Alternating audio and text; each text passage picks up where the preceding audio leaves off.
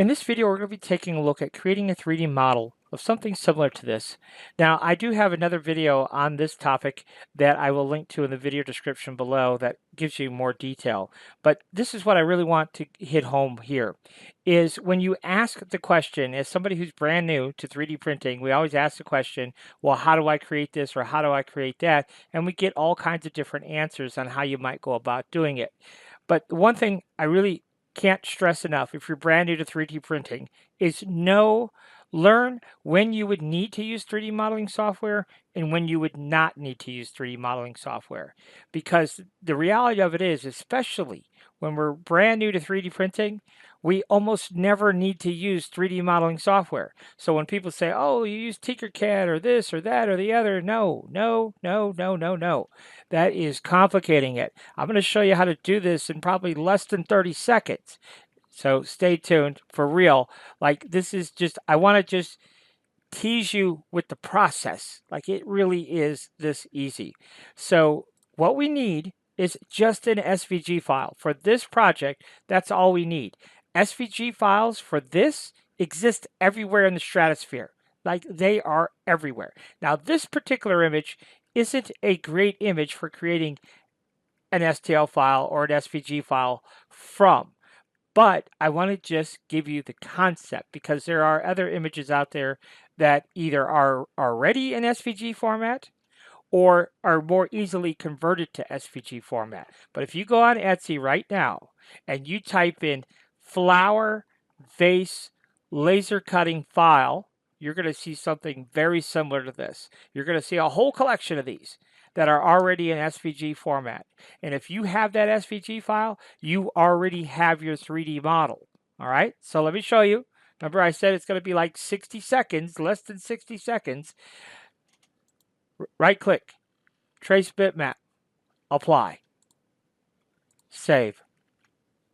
So we'll go ahead and save our file and save. Okay, we are done in InkScape. Done. Now we have to move over to Bambu Studio. Okay, so now we're in Bambu Studio. And we're going to go to our desktop here. We're going to pull up our drawing file. We're going to lower the thickness to maybe something like 8. Bob's your uncle, right? Uncle Bob. There's your 3D model. She's ready to print. Now, is it perfect? No, it's not perfect, right? Look at your heart down here. It's not perfect, okay? But it's usable, all right? So, point is, get you an SVG file, learn how to create SVG files.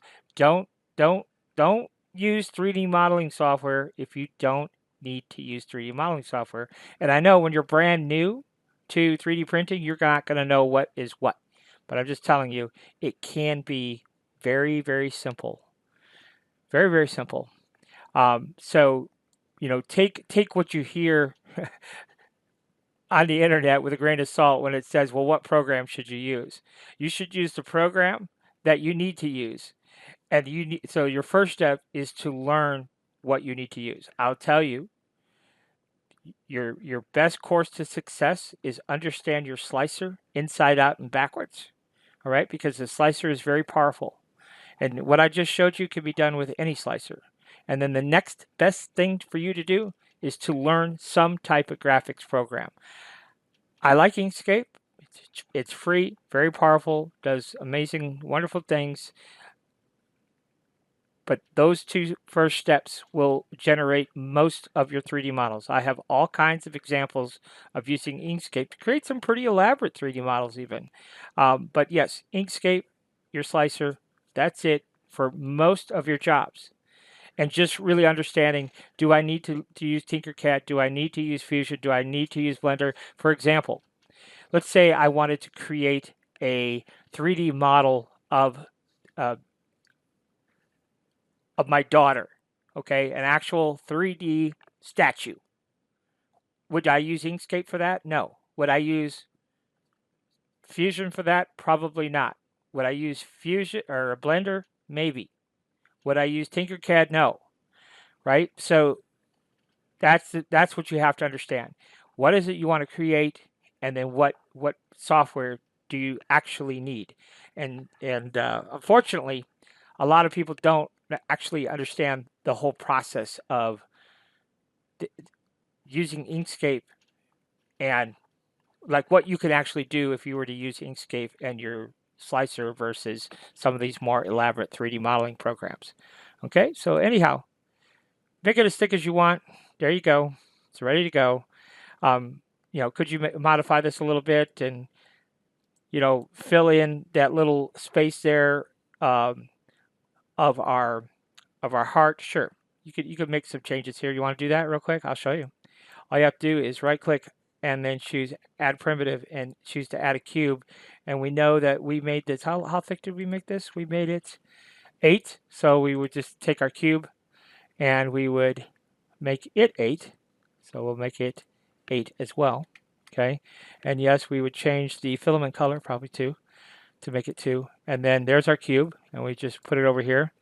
And then we'll go back to our scale tool, and we can make this smaller. We can move it into place here. Zoom in here. Make it as small as we need to fill it. See? So now we're not quite filled in. So we'll grab our cube again. And then we'll go back to our scale tool. And just move it over there a little bit like that. Okay, so now, there you go. It's filled in, ready to go. Is this ready to print? No, let me show you. If I were to slice this, turn it into a print, we get an error message. Okay. So I did this by on purpose just to show you. There's your error message. What's it telling you? Well, it's telling you have some conflicts. Why? Because you have some conflicts. This isn't set up properly. So how do we set it up properly? Well, that's why you got to know your slicer. So you got to select both components here, and then right click and choose merge. Okay. Now we've merged that into an assembly. And now when we slice our plate, you will see we will have no issues because the slicer knows, okay, you want those two things merged together, and see it says slice okay. And it says it's going to take us 1 hour 19 minutes. Okay, so yes, step 1, learn your slicer. Step 2, learn Inkscape. Step 3, well, learn more about what software is good for what. And the reality of it is, for a lot of it, all you need is Inkscape and your slicer. So I hope that helps you out. Until next time, thanks for watching.